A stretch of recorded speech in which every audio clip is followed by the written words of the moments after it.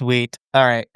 I think we're live. I don't know. The Oh internet shit, the wants music to. ended. Oh no, the thing Oh God, ended. we got to do a podcast. Fuck. Oh I no. didn't. It's not let's get 7:30 yet. let's get this roast cooking.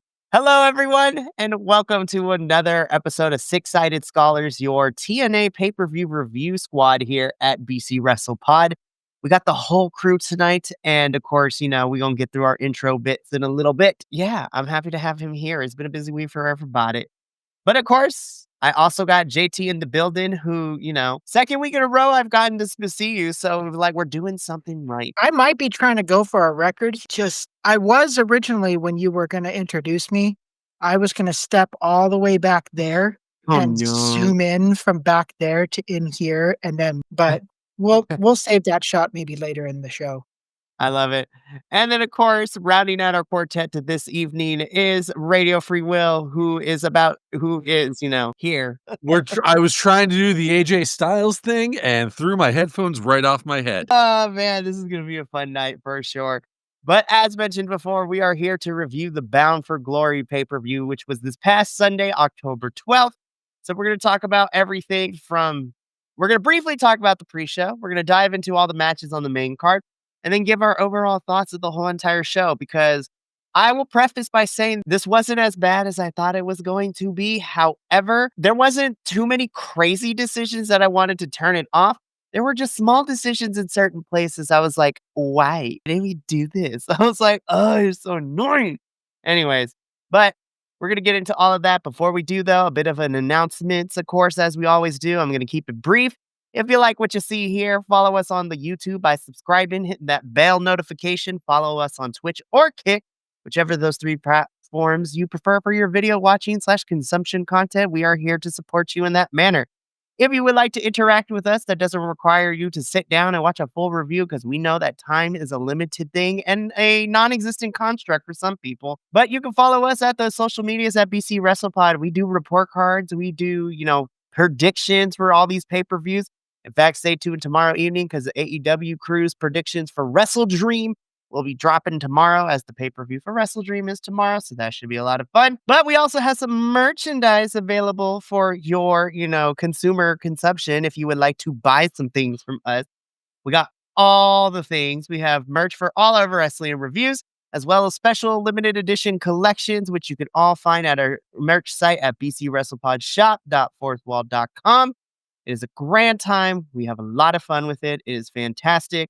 And then, of course, I got to shout out a couple of friends that are in the chat, especially Nick of, the Nick Happy Hour Wrestling Podcast. Been day one with us, a great friend. I will be stopping into his show tomorrow afternoon to talk about Wrestle Dream predictions and let him know why he will never beat me in predictions. Just kidding. Love you, Nick. And as Nick said, with all those subscribes, likes, and comments, it'll help pay for Mikey's tank top addiction. For real, guys, I have a problem. No, but seriously, shout out to Nick and everybody else who's been supporting us through the shout outs and the things like that. We appreciate the love. Yeah, so yes, it is getting cooler, but the tank top is never going out of style, because I am a man of a certain persuasion and I generate body heat 24/7. So these tank tops are going to help keep me cool, even in the winter. With that out of the way, let's get into it, because we got a pay-per-view to talk about. Yeah, so Bound for Glory, dare I say, we've been doing this for 3 years. Papa also has been here for the majority of this time. I will say that this is a lot better than last year's Bound for Glory, but I still hold Bound for Glory 2023 as my favorite since the inception of our podcast that we reviewed, because that one had Jordan Grace winning the Collier shot. We had Will Ospreay and Speedball Mike Bailey randomly on that show. We got our Fatal 4-Way Monsters Ball match. It was a great time. It was a lot of fun. There were some highlights for me here, but there was also some things where, again, I pulled what little hair I have left on my head out, because I'm like, why? We were doing so good. Why? But we're going to get into all of that. So let's just start off with the pre-show, because, I was just I just noticed something about this, the image here, the Bound for Glory image here. Yep. I can't say front and center, but front and to the right is a guy who's not on the card.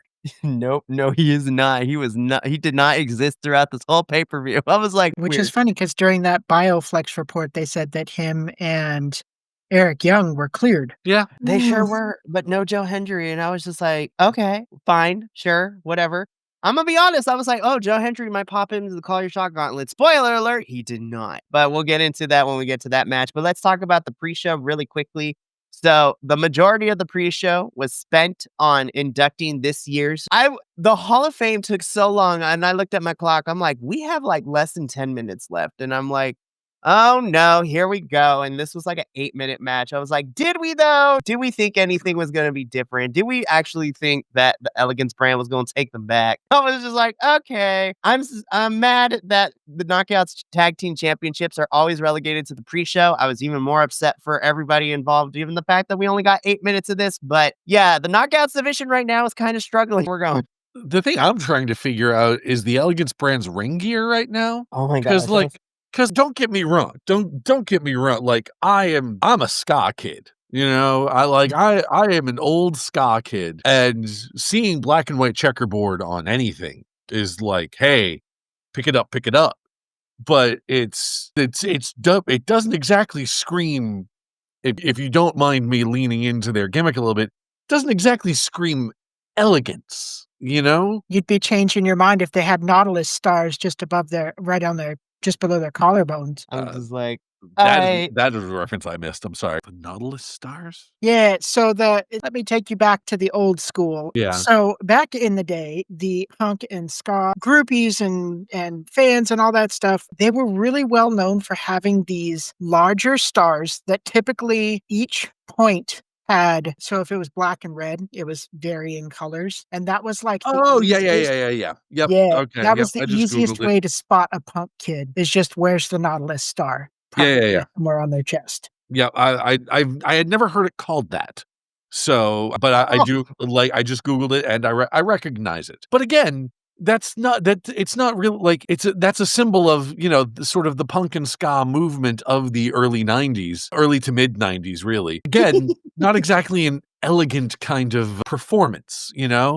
Like don't give me, if they come out to Op Ivy, I'm down.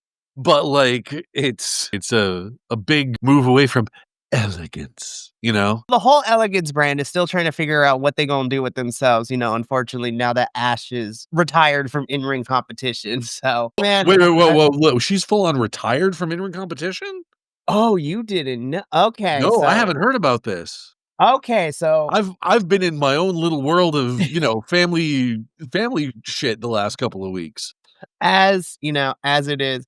Alrighty, so here's what happened. So me and Papa also here, we discussed this during Victory Road because when we were watching Victory Road, which was the last pay-per-view before Bound for Glory a couple weeks back, we obviously the women's match got pulled because of everything that's going on with Masha and the allegations. And then Yeah, Ash was gonna speak, right? So I was like, okay, we're gonna see what happens. right. So Ash gets a little segment, but she's not in character. She looks distraught. And, she relinquishes the title and she Yeah, effectively heard says she's about that done with part. wrestling, right? And so then it comes out a little later that week that, yeah, it's like it's medical issues. She's full on retired from in ring competition. It's to the point where she can't because then it would break HIPAA laws and stuff like that. So, which Okay. is so sad.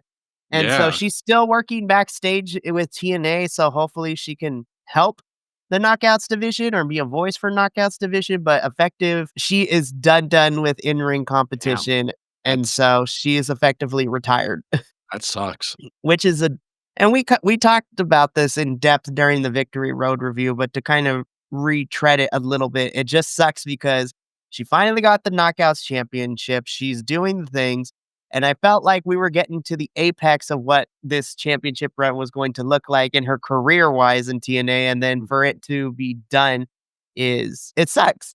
And, of course, we here at BC WrestlePod, we love Ash not only as a character, but she is one of the first wrestlers that we got to interview. And she was so lovely. She's so nice. I loved her to death. And then honestly, it's kind of sent us in this trajectory of where we are now. So yeah, this had the TNA character, as corny as it was, it definitely was the best iteration of her being previously Dana Brooke in the WWE and over in the Fed. But all that being said, now we got to figure out what's going to happen with the rest of the girls, the Elegance brand, if they're going to still be a tag team, if we're going to split them up for singles runs. Like, we have no idea quite yet. But all to say, Inspiration do retain the championships. And we'll see how long, because news reported is that they are currently working without a TNA contract. A TNA is hoping to extend said contract, getting them to resign, but who knows where these girls want to end up. But yeah, that's the pre-show. Alrighty. I was like, okay, not necessarily my favorite that they only got 8 minutes, but let's see how the rest of the main card goes, because I'm not going to lie. I was like, I don't know how I feel about this card. So we're going to see how the rest of this goes. And we kicked off the main card with our first match, and this was for the TNA International Championship. So, of course, this is our newly minted champion, Franklin Kazarian, not Frankie, because I call him Franklin here. Franklin is defending his title against Lockjaw Steve Macklin. And so I was just like, listen, his jaw is so square, you cannot unsee it. I was just like, Macklin, what are we doing? In the words of a certain spacefaring temp worker and his robot friends, that's a man who could use gingerware. So going into this match, I was like, okay, this is an easy win. They just gave Frankie the title. Like, okay, Frankie is going to win. He's going to retain. We're going to give him this championship run. And I was like, okay, cool. Spoiler alert, that does not happen. And I received my first loss of the evening from this first match. And I am very upset at JT because he's the only person that picked Macklin to win here. So he was already in the lead at this point, and we barely started. I was just like, what the flip, man? And so this is where my first question came in, and I was just like, why did we take the title off of Macklin like 2-3 weeks ago, only for him to win it here? Don't understand. This was my famous, using my normal vernacular here. This was dumb. Absolutely stupid. It made no sense. There's no story. It's not following anything. It's just like, is this title going to be a hot potato title where all of a It's sudden starting to look like it. just jump back and forth? And it's like, oh, way to cheapen a title, guys. Because then it gets to the point where I don't give a shit about it. Cheapen a new title. Yeah. And I already don't care about it. I guess the other question would be who would be the person that could potentially break up this hot potato? Well, I mean, not to spoil anything, but the Call Your Shot Gauntlet kind of clears Frankie just a tiny bit. But then again, I'm like, who are we going to have Macklin fight with? Because I thought, Mance Warner again. No. I'm going to be for real. I will take Mance over Jake. Like, those are the only two people Macklin has been fighting since winning this title back in April. And I'm just like, I'm not here for either one of them. But if I had to pick the lesser of two evils, I will go with Mance, who we're going to talk about in that Call Your Shot Gauntlet, over something, because it was not great. Yeah. The funny part is you said between Jake and Mance, and I completely forgot that Jake I was around when they were doing it before they started getting into this, but like having Steve going up against Jake, and all of a sudden I was like, oh yeah, they actually did do that a couple of times, didn't they? I was going to say, yeah, throw Jake something at them. That'd be great. I would love Jake something to have that title. I just want to see like the hometown hero just randomly like pick fights with people. Or I would actually love to see him have it. Yeah, I would like hometown man. The international hometown man. Yeah. I mean, seriously, what a great, that'd be great. Yeah. The funny thing about hometown man is that he's such a quote unquote a joke, but you could make him give him a title. I was like, what are we doing? Like, give him this title and make him like full on legitimate, and like make him a player in the game. For reals. I was just like, we need to figure out where we're going for a lot of these places, because I mean, we have the rest of the year to go. We got Turning Point in November and Final Resolution in December. I'm like, where are we going? How are we closing out this year? What is going to take us to Genesis in January, which is going back to Dallas, Texas. So we will hear from Papa also if he is going to end up going back this year. We'll figure that out. But talking about Genesis? Yeah. Oh yeah, I'm going. Okay, there's my answer. Michael and I have already talked about it. Hell to the yeah.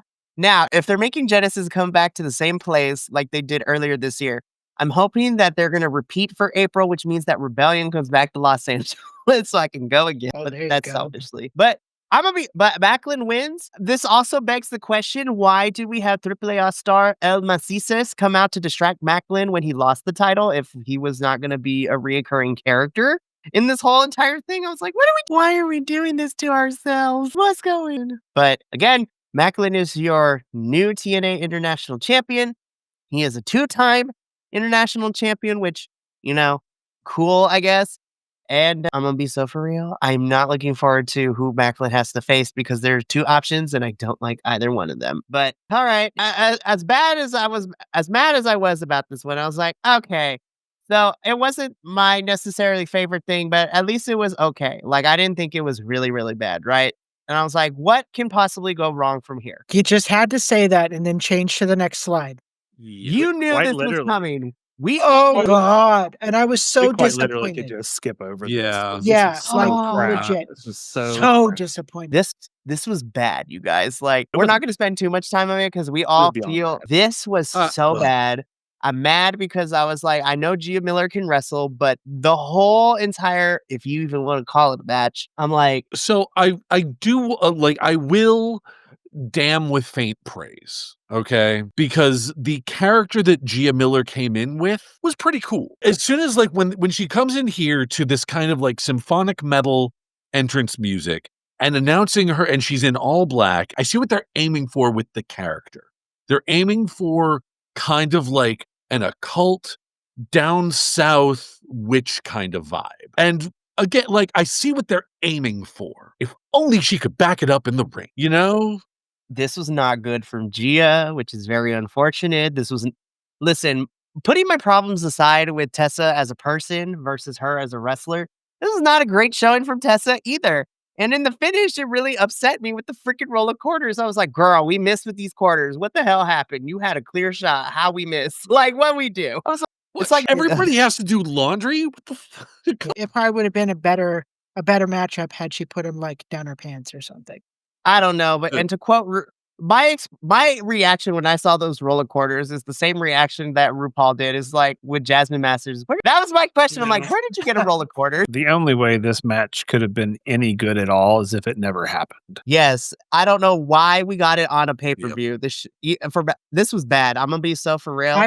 I'm all for filler episodes and I am all for filler things but this just Yeah, but on the weekly shows, not a pay Not on a pay-per-view. you know? yeah, I could Gosh, do that. And then like Gia's out for vengeance or something come Bound for Glory and then we get a real good episode. If I had paid for this, I would have been pissed. Oh, me too. It's a good thing. I mean, technically, I pay for the year, but thank God I didn't buy this like on or something else. Right, But yeah. But I'm gonna be honest. As bad as some of the pay per views have been this year, the $200 a year is worth it because we get all the weekly shows and everything. So and access to the library, so that's fine. But this was bad. I'm gonna be so for real. Unless something dethrones it, this is my worst match of 2025, and I have seen some very questionable matches. damn. But This match made me lose hope in wrestling. damn, Tessa, you did just not have the girl. You did not have a good week in wrestling. Between this and CMLL, like we talked about on Wednesday, it was a rough week for everybody involved. And I'm just like, Tessa, just go for your real estate license. I mean, like, listen, you have a really hot boyfriend and his fiend head down in CMLL. You gonna be fine, girl. Like, be so for real.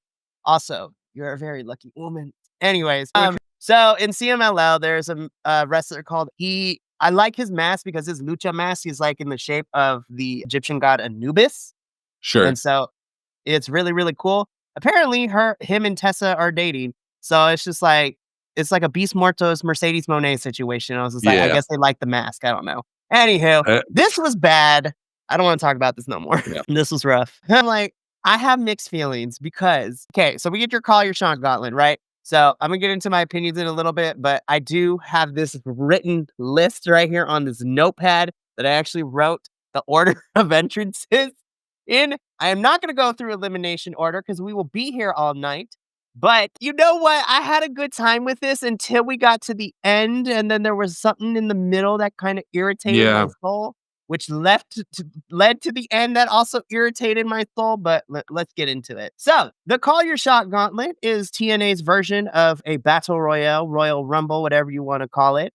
The winner gets a future championship match of their choosing, a la Money in the Bank briefcase, Royal Rumble win.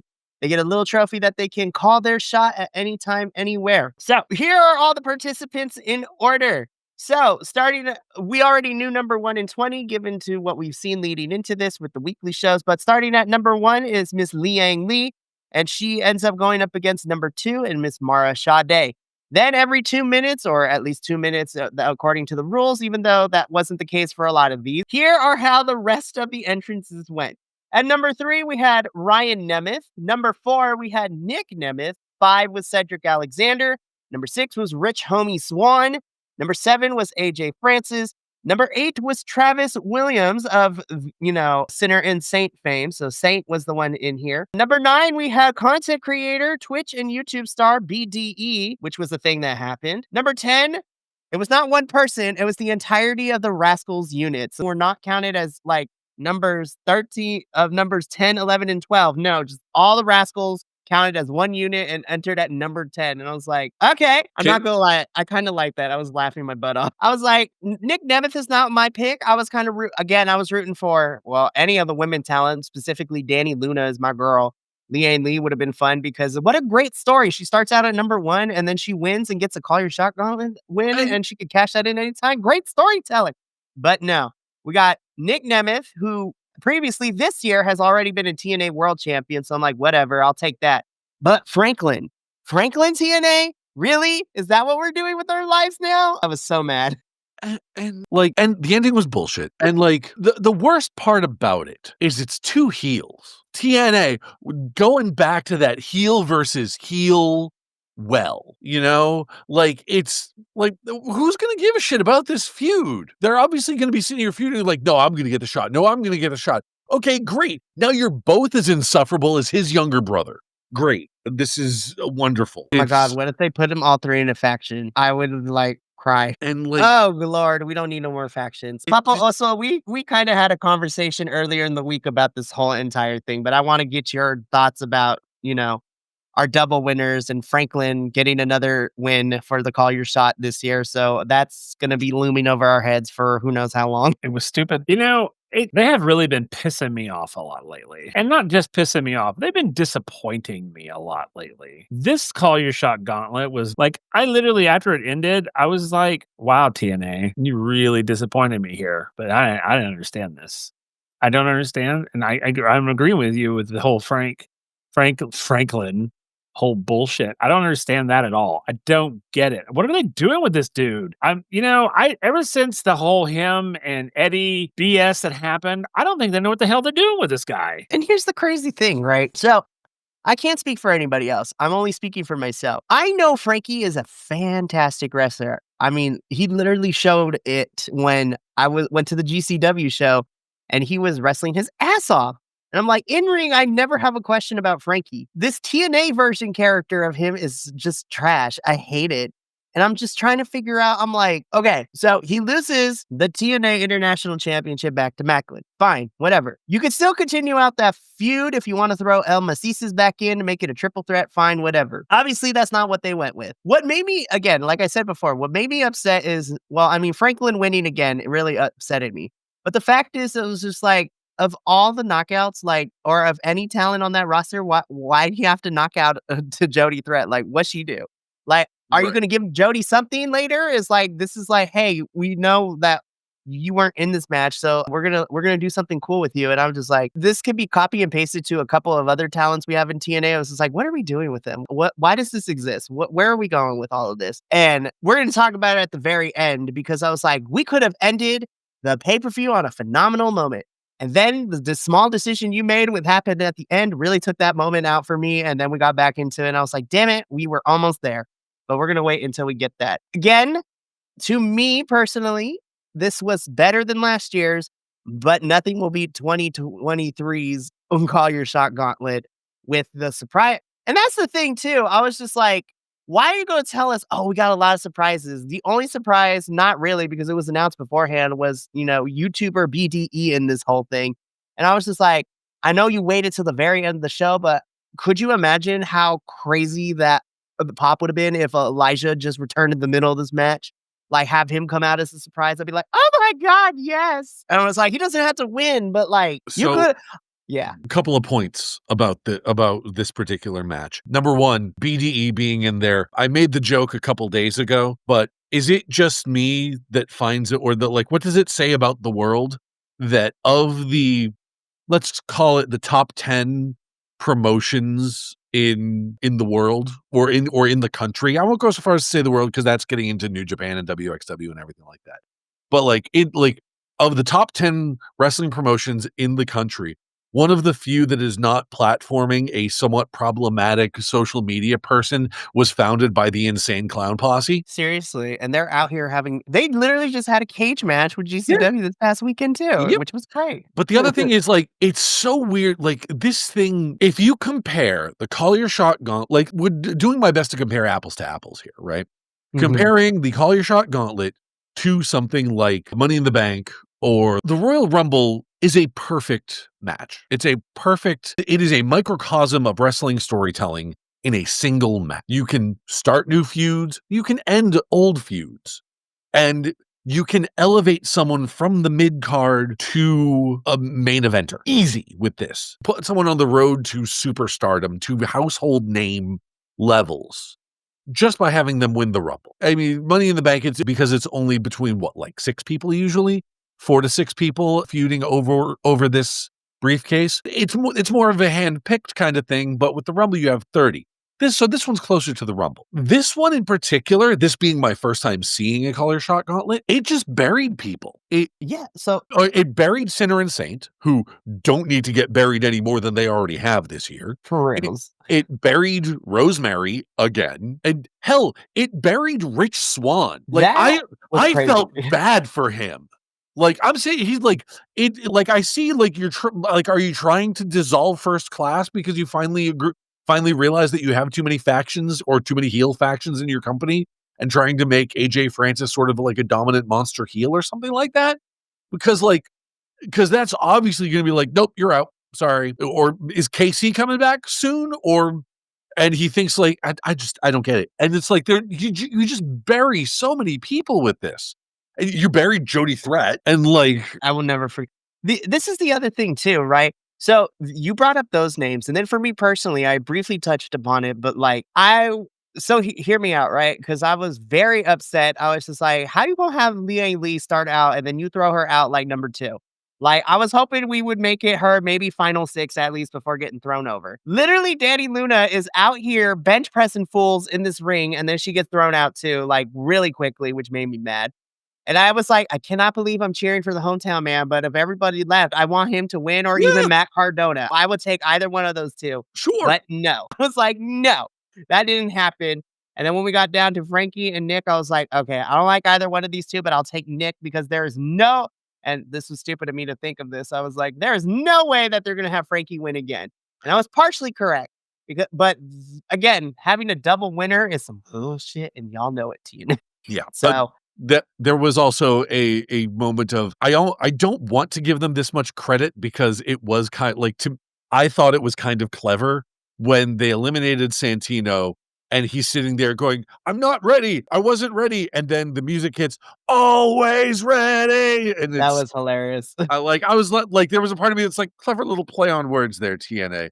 Was it on purpose? I doubt it, but I'll give you the point. Again, we have a double winner. And like Papa also said, I was just like, this is stupid. Why are we doing this?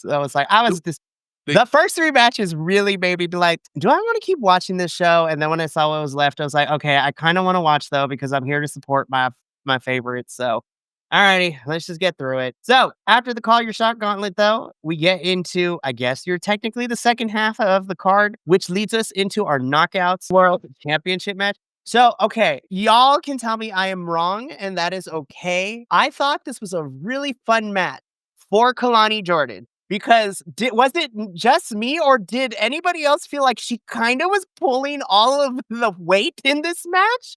Like, I felt like she was doing most of the work in this match. Honestly, I couldn't tell. Like, someone didn't practice this match enough. They either just like freestyled the whole thing, or like it just. There was one spot in particular that had me laughing out loud.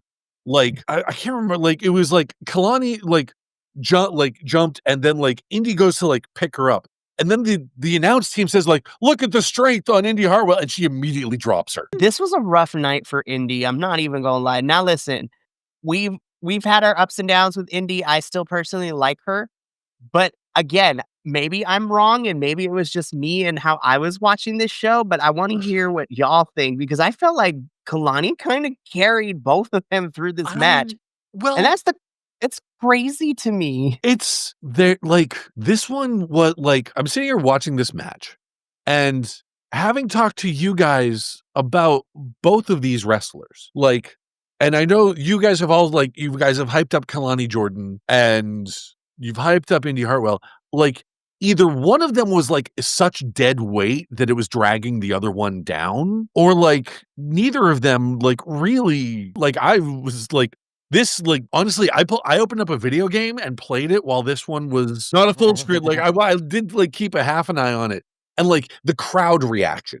It was the crowd reaction that was like, the crowd was dead for this. There were a number of spots in there that just like someone tried for something, and it would like there was zero communication between the two of them, either in the moment or beforehand. Or yeah, this wasn't it. Was not it. Yeah, again, it might just be me, but to me, I'm like, Kalani, I felt like, and I don't know what was going on. I know the knockouts division and this title scene has kind of been thrown for a loop, given the fact that, current champ Ash had to retire from wrestling. And then technically the number one contender that was supposed to be for the title on Victory Road is currently, off of television pending investigation. I'm just like, this is not a good showing for Indy. Like, I know I don't claim her to be the best wrestler in the world. I like her because she's a lot of fun for me, at least from my past experiences watching Indy. This match wasn't it. And again, I feel like Kalani carried a lot of this. And I love Kalani Jordan. I really, really do. And as sad as it is to say, I'm kind of glad she retained here because I feel like she can do more, as crazy as it is to say. But Papa, also, I want to get your thoughts because again, we both have experience with these two. Obviously with Kalani because she's currently in NXT. And then when we started covering NXT 2 years ago, like Indy was also part of that conversation too. So we've seen these two before, but what did you think about this match? Because I don't know. I didn't hate it, but I was also kind of disappointed. Like what I was like, I can't necessarily put my finger on it. You're muted, Papa. Well, shit. Okay. So the thing about the knockouts world, I think it happened too fast. I think, Ash vacated and they panicked. As opposed to, I was like, why didn't you just have a contenders tournament, which would have been fantastic?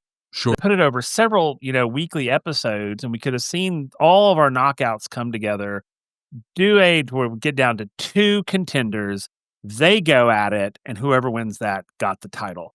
Sure. I just think, and don't get me wrong, I love that Kalani has the title. I have wanted Kalani to have a title since I have known her, and I'm so glad she has it.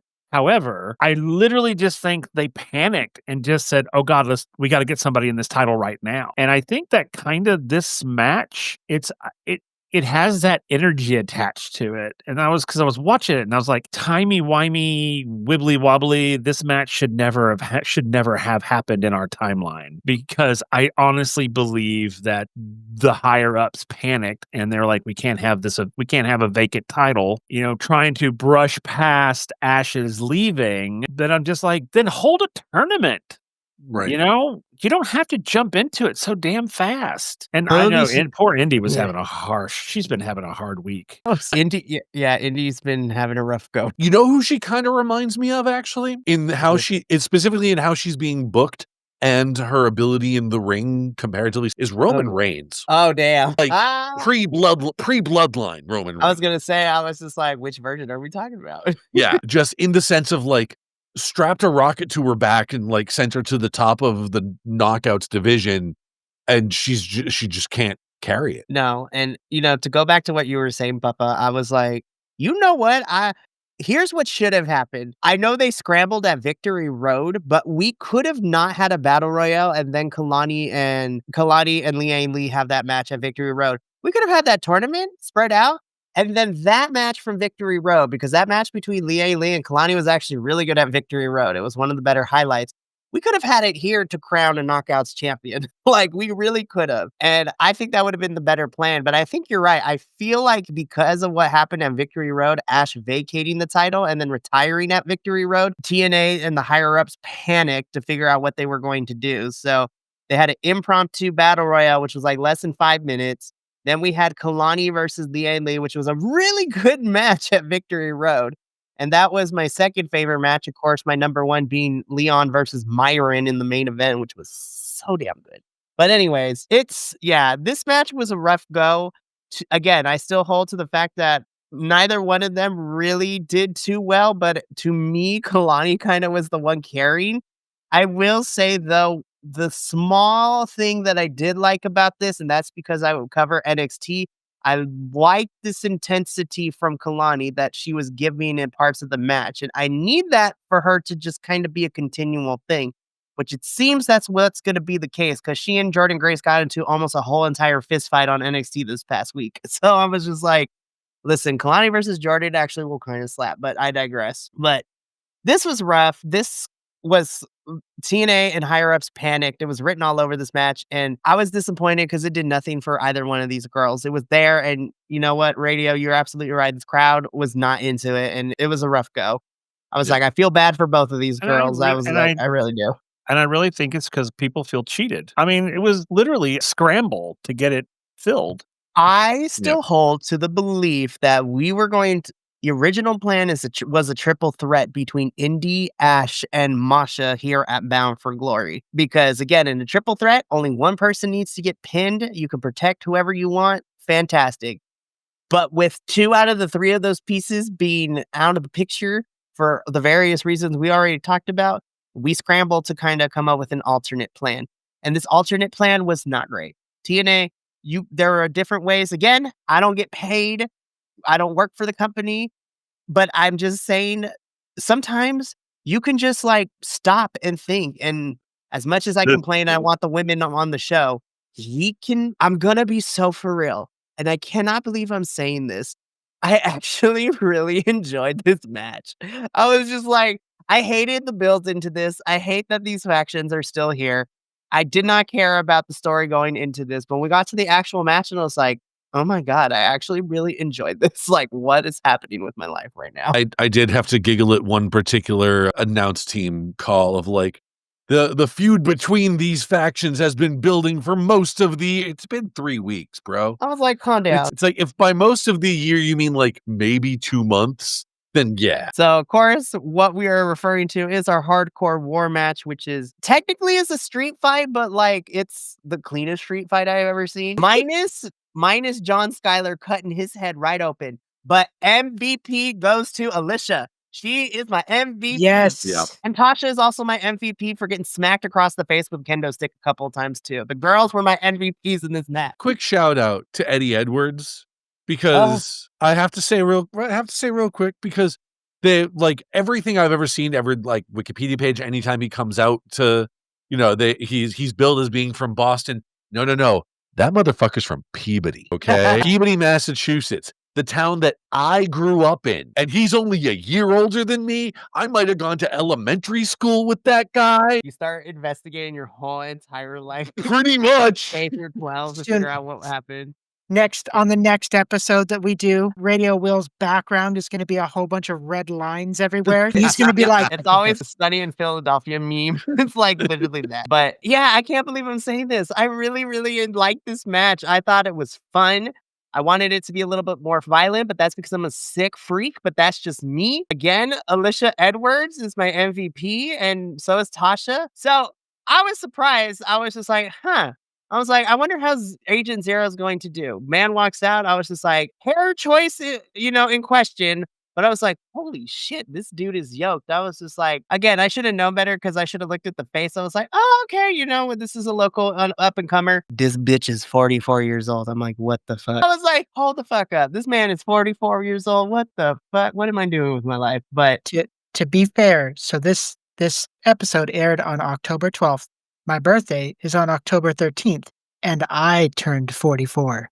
Oh my God. No. And as far as saying, like, what am I doing with my life? In other recent wrestling news, Ned Fulmer made his in-ring debut on AEW at age 38. I'm only 2 years older than that, almost 3. But like, I'm sitting here going like, maybe I could get into the ring. Maybe I could do that. Maybe I could actually make this thing work. Maybe next episode of the Takedown Trip review, the 4 of us are going to go to a wrestling school and try a lesson. Like, that is going to be the hell yeah. I mean, hell yeah. Portland Underground Wrestling was the thing, and I think it still is. I mean, but yeah, this hardcore war, I can't believe I actually really enjoyed this match. I had a fun time with this, but I want to hear, Papa, also, I want to hear your thoughts on this really quickly. Again, we've hated the build. Are you about to tell me you didn't like this? Because we can't be friends no more. No, I'm just kidding. What'd you think? Hardcore war, more like hardcore snore. No, you're right about that. This was like the safest hardcore It war, but I was was. just like, I minus was just John like, Skyler, who got oh, busted yeah. open. That was it. I just can't. I'm done with these guys. I can't. Well, I hope they're done with this feud too. I'm not gonna lie. We're Literally, done. it's like Move on. I just Also, can't. I do. There is a part of me that giggles about the concept of hardcore war. It's like it's hardcore, no disqualifications, no rules, except for the rule that you can only come out like one at a time. Yeah, no, Right. that's you have to follow that rule, guys.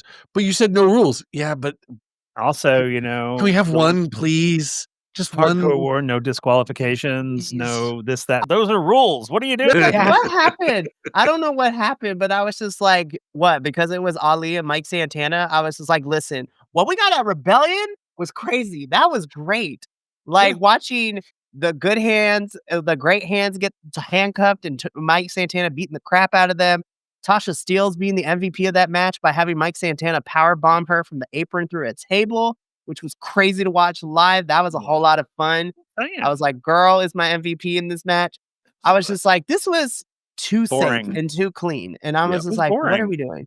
I was just like, I believe it or not, I actually had high expectations for this match, even though I Correct. hate both of these groups. But I was like, there's enough power here that surely, they're going to tear the place down. And nope. I did appreciate the use of I did laugh my ass off. Hold up, It's- right there. Nut shot. but but like I said, like, and I do, it's a fun, like, I like innovation. I like seeing them come up with new things, and and the staple gun, that gets my stamp of approval. We've Again, seen my the stable MVP gun before.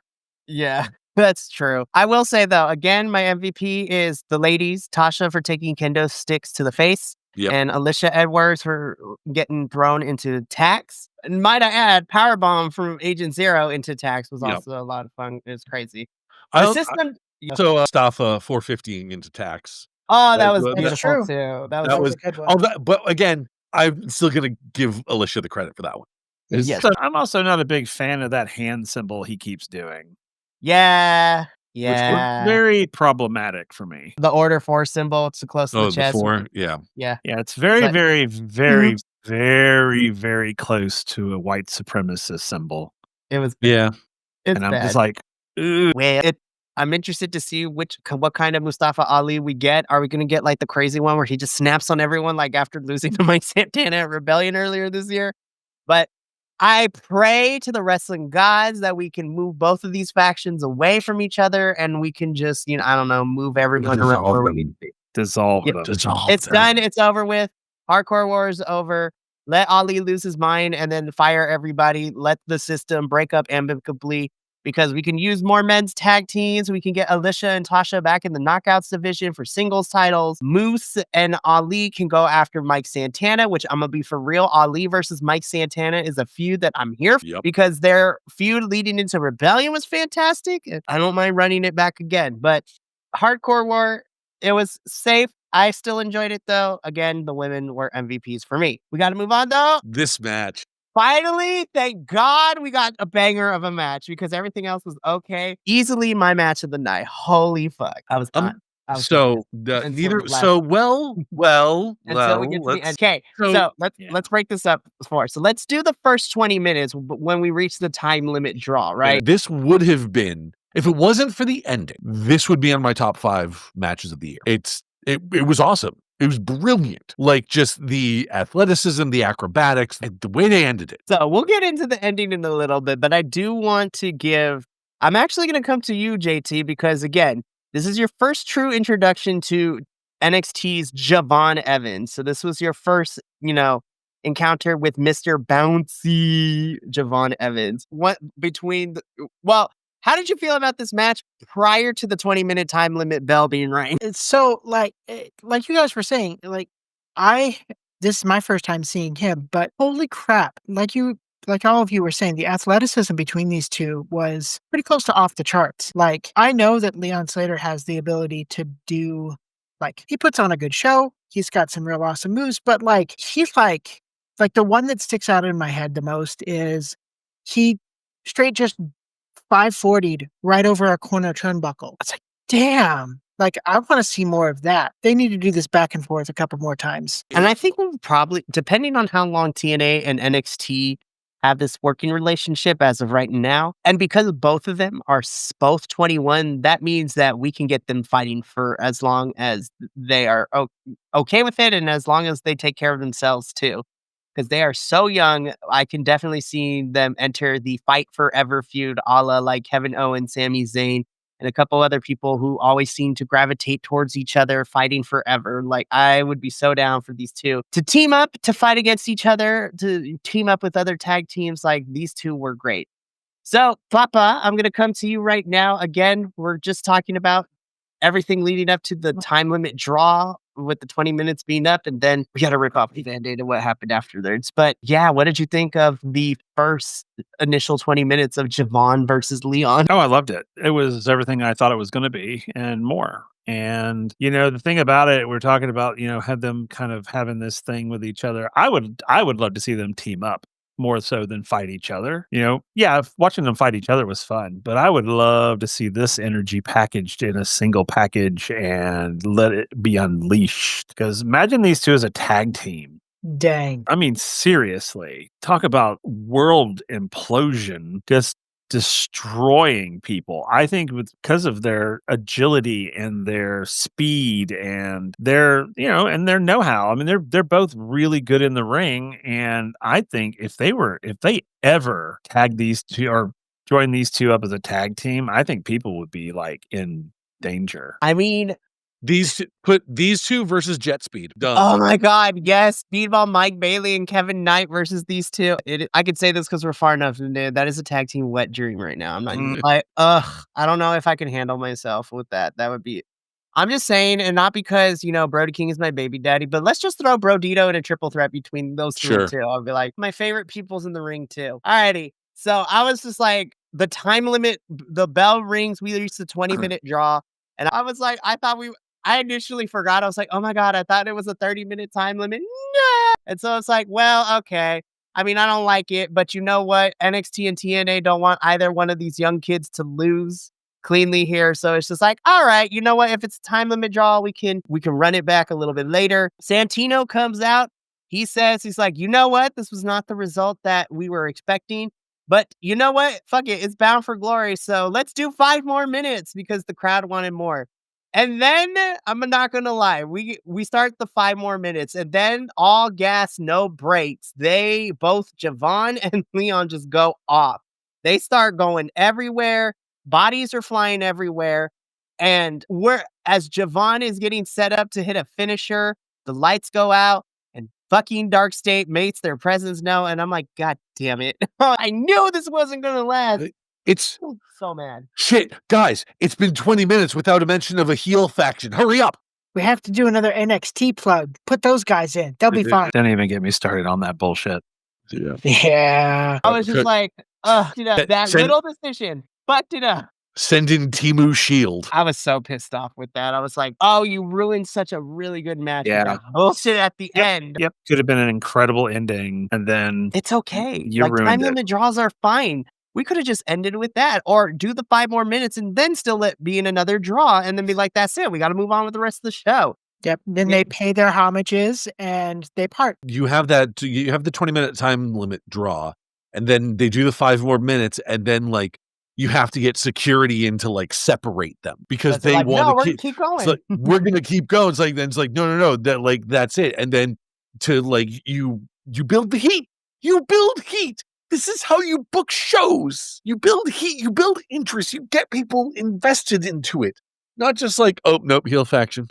I was just like, that little choice to have Dark State like attack Leon and Javon afterwards really was like, and you know what? The crazy thing is despite that, I was like, this was still my favorite match of the entire night. Oh, yeah. Even with the bullshit at the very end. Now, are we getting a team up between these two against Dark State? Because I would be here for that. Sure. I think so. Okay, hear me out, right?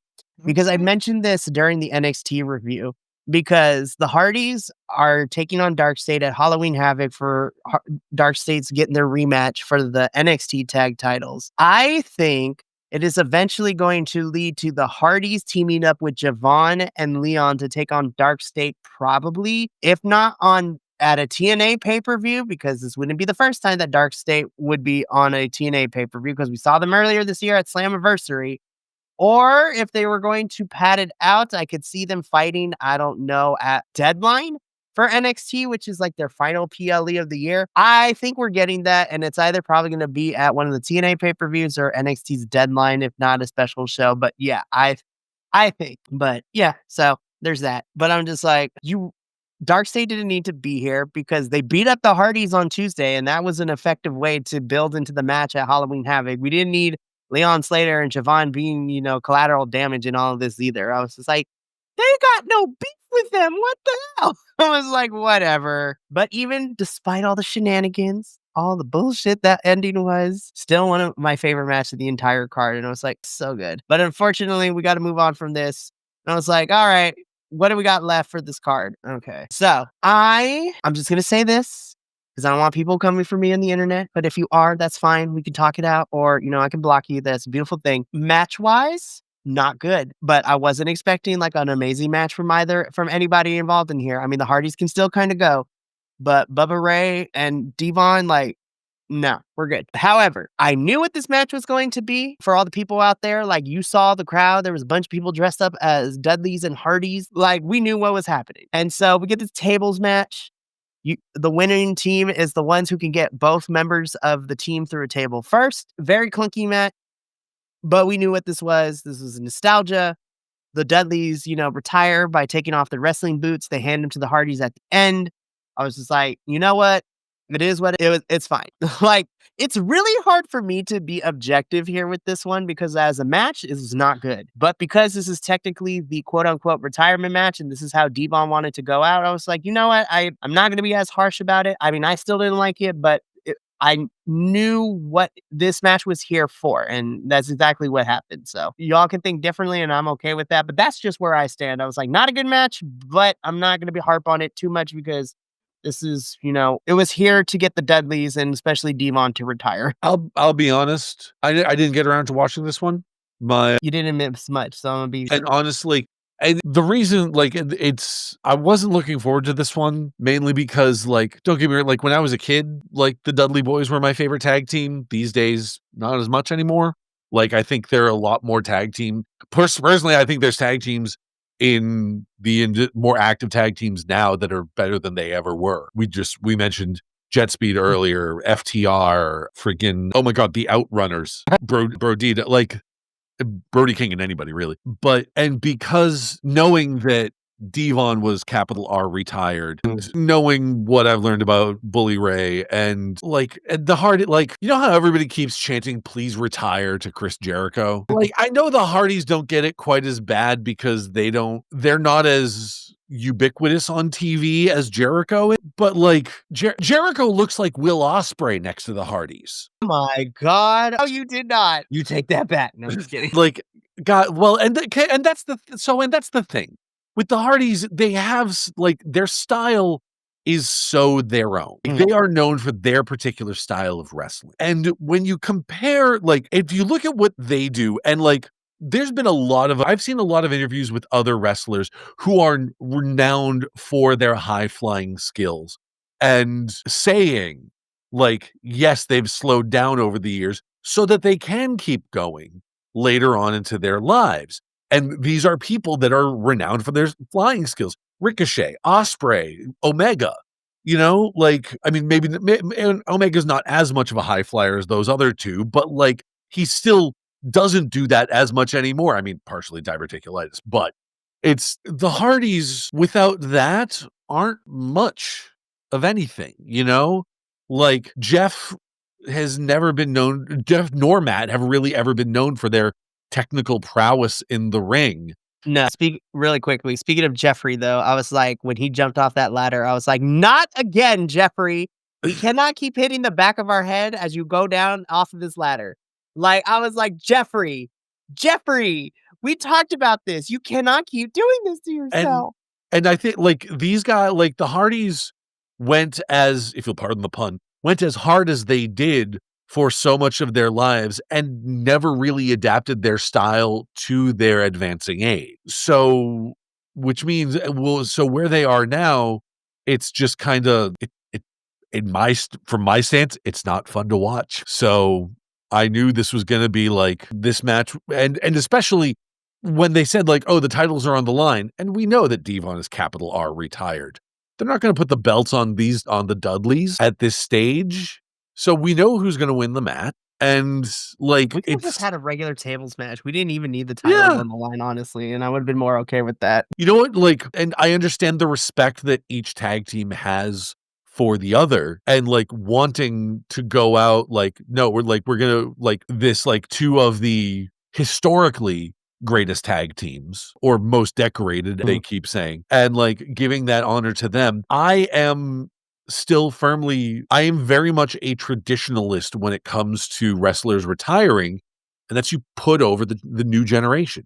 You put over a new guy to say like, no, this is who we believe in to carry on this business, to make sure that this entertainment keeps doing what we wanted it to be. See, like the problem with that is that for them to do that in TNA, there isn't a tag team in TNA that's going to carry on the Dudley's legacy that way, that notion of like the hardcore kind of match, that bringing that sort of ECW spirit on into the 21st century. It's like, in order for them to put like the proper shine on someone, you'd have to look at someone in another company. But that's not going to happen because they're both on Legends deals. Bully Ray is still employed by WWE because I'm pretty sure they're not going to be able to give it to any tag team that's not in WWE. Exactly. Like, yeah. And the thing is, too, is like, I want to finish with this before getting everybody else to kind of give their thoughts about this. Yeah, sorry, I rambled too long there. No, it's okay. It happens. You know what? We're passionate about wrestling, and trust me, if you watch all the other reviews, these two will know both. During the reviews and outside of the reviews, I tend to get long-winded when I get very passionate about certain things. So understandable. But I also think to the same effect, like if the Hardys aren't going back to WWE in their final run to put over a tag team, technically they kind of already started hinting at who they're going to put over. But again, it's not a tag team. I love that Leon Slater is like a modern version of a Hardy, because of all the high flying he does. But unless they're gonna put over him and Javon, like we can pass it on to Leon Slater if they're gonna finish out their career in TNA. But I don't know.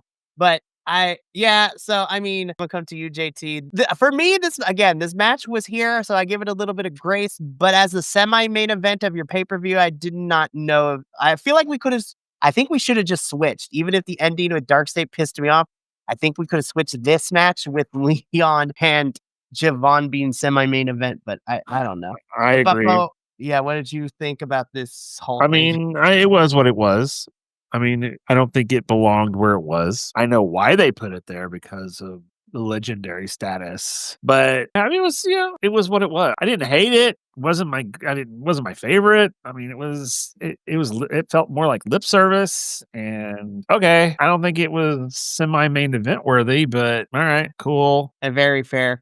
Alrighty, and now I go to the number one fan club of the Hardys. No, it's kidding. No, but in all honesty, JT, even with the Dudleys, like, Yeah. JT, you come from that era of wrestling. Again, Like- I wasn't a thought in my father's nutsack, so to speak, during This was so nostalgic. Like, it was amazing to watch not only them doing the tables match, but having the Hardys bringing in their own ladder. I agree. It wasn't the like set it up amazing, like top-notch match. Like they definitely were throwing on more of an exhibition as opposed to just doing a match. Personally, because it was still nostalgic, like just before they did the final table break with Bubba, I got a little sappy, teary-eyed. Like, I don't know, maybe it was his dopey ass face just looking back at him, going like, don't do this. I don't know, something. But like, I enjoyed it. It could have been better. It was better than some of the other ones that they had in this entire card. But I'm happy that this went out the way that it did. And then, Mikey, to piggyback on yours, I really do think that they should, like, the Hardys should, or at least they should try and get Leon and Javon together to tag team. And then later on down the road, the Hardys are like, we're going to pass this on to you guys because you're pretty much the new Hardys. Yeah, I 100% agree because Leon and Javon are technically like the modern versions of Hardys in the sense that these two are flying everywhere. And again, their whole what a way for them. They're both 21. They still got hopefully, knock on wood, they both have a long career ahead of them. So the Hardys win. They're still your TNA NXT tag champs. Dudleys are officially retired from, all this. So I was like, okay. So by this point, I was like, all right, we got one match left, main event time. So let's get into it. This is for the TNA champion Trick Williams defending the title against number one contender and challenger and Mr. Mike Santana. And I'm going to be so for real. The match itself, it was fine. No, I will say it was pretty good. I think, of course, it's your typical, like the way that they paced it. I can't believe I'm saying this. I think this is the best that Trick has looked in the last couple of months, even before he became TNA champ, because, he was lost in the sauce, lost in the shuffle when we started out this year. Then he took the title from Joe Hendry at NXT's Battleground in, Memorial Day weekend. And then here we are where Mikey finally gets a shot at this is the best that Trick has ever looked this year. And, again, Mike Santana is not afraid to put body and blood on the line because this man was also busted wide open and started bleeding. I was just like, okay. Shout out to Mike Santana's daughter for not taking shit and slapping the shit out of Trick Williams halfway through the match. I was like, you go 8-year-old. I want to be as cool as you when I grow up. Just nobody surprised to spoil it up. Mike Santana finally puts Trick Williams down with not one, but two spin the blocks. And your winner, new TNA World Champion, and to my surprise, because I actually had to look at it because I didn't believe TNA, but they were actually right. Your first ever Puerto Rican world champion in TNA. So I was just like, oh, I feel so seen. My mother was watching this with me. We both cried like little bitches. Mike Santana was crying. I cried even more when his daughter came in and, he bowed to her, gave her the title. I cried my ass out. And then Nick Nemeth and Frankie Kazarian fucking ruined the moment. I was like, God damn it, you guys. Because, yeah, so we'll get into that shenanigans at the end, but I want to go around. I want to start with you, Papa. Mike has only been here for a year and a half. He has grown to be one of our faves since returning to TNA back at Rebellion last year. So he got the championship. How'd you think about the match and what'd you think of the moment before, Nick Nemeth and Frankie Kazarian show their ugly faces? Oh, God. Okay, well, first of all, the match, I don't think it was as fantastically amazing as it could have been. Don't know why. It was weird. It wasn't a bad match. But I agree with you that I think this is the best Trick has looked in a long time. And maybe it was because, all my money was on Mike Santana because he's like the people's wrestler, He's just like when I went to Genesis and he was at Genesis and and I love that about him. And he's the people's wrestler. He will be a people's champion for TNA. And I think that because I love the man, and I'm like, yeah, dude, I'm about damn time. Like when I first started, I was watching him going up against Mustafa Ali, and like I was like, can we just give him? God, can you please? And then they started introducing Trick, and I was like Will said, I hate this guy. Like Trick comes in, and I was like, I already hate you. And I don't know why, but I already hate you. And that must mean that you're extremely amazing at what you do for your acting chops because holy shit. And then they get this championship bout and technically it was amazing. Like it kind of sort of did feel a little lackluster for me. I was expecting a little more out of it, but like watching him get the championship and then having his kid come up there, I'm like, there we go. Like that's a good little, hopefully we might see a little something more like maybe Trick, who knows? Maybe it'll be one of those things that I loved. That's just how it's going to be. I love to hate him. Well, I'll talk about that in a little bit because I was like, I wonder if Trick and Mike are going to have a rematch. But then after what happened on NXT, I'm like, no, I don't think we will see them fight again anytime soon. We could have ended the show right there. But oh No, no, no, no, no. It's not. We coulda. we Yeah. should have ended the show right there. But no, TNA ruined a perfectly good, like, feel good moment with some bullshit. Like, once again. I do appreciate at this point that the Nemeth's entrance music begins with the phrase "Oh my God," because as soon as you hear Oh it, my everybody God. just goes, "Oh my God." Exactly. That is my feeling now. Because as soon as I heard, "Oh my God," I'm like, "Get your ass away from here." And I I for real, you guys, I for real thought they were about to screw over Mike Santana. He wins this title, and Nick Nemeth was going to pull Heist of the Century and take the title from Mike. I'm like, get your blonde ass hair away from this ring. Fuck all the way right off. Mike Santana was ready to fight though, but then the lights go out. We hear a familiar guitar strum, and the lights come back on. Elijah is back. He decks Nick Nemeth with the guitar. Hits him with And the then I crack guitar. was Yep. like, the crack guitar was crazy. El But I was like, Capone. okay, thank you, Elijah, for saving the day.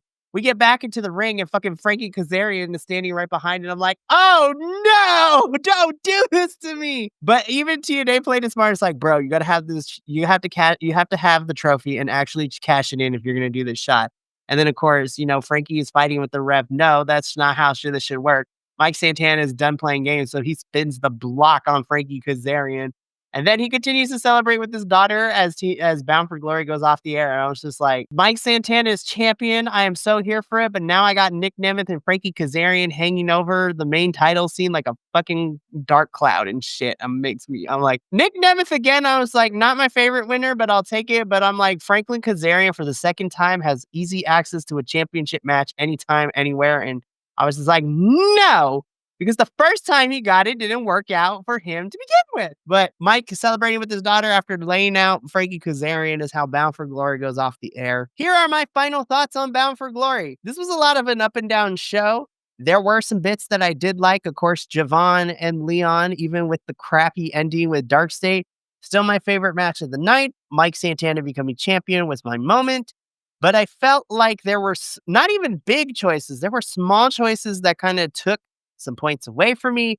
Tessa and Gia, unless something dethrones it, is going down as the worst match for me in 2025. But overall, Bound for Glory, a definite improvement from last year. But again, I still hold 2023 as my favorite since the inception of us starting this, wrestling podcast. But hey, I got to spend Friday night talking about it with 3 amazing folks who are my friendos, and I love them to death, and I thank them for joining me here. But that's going to be it for us here tonight. We got to get up on out of here. We got one more thing this week, which is our W review on Sunday, where we're going to review Raw and SmackDown and talk about everything that goes with it. And then next week is jam-packed because it is wrestling that we love.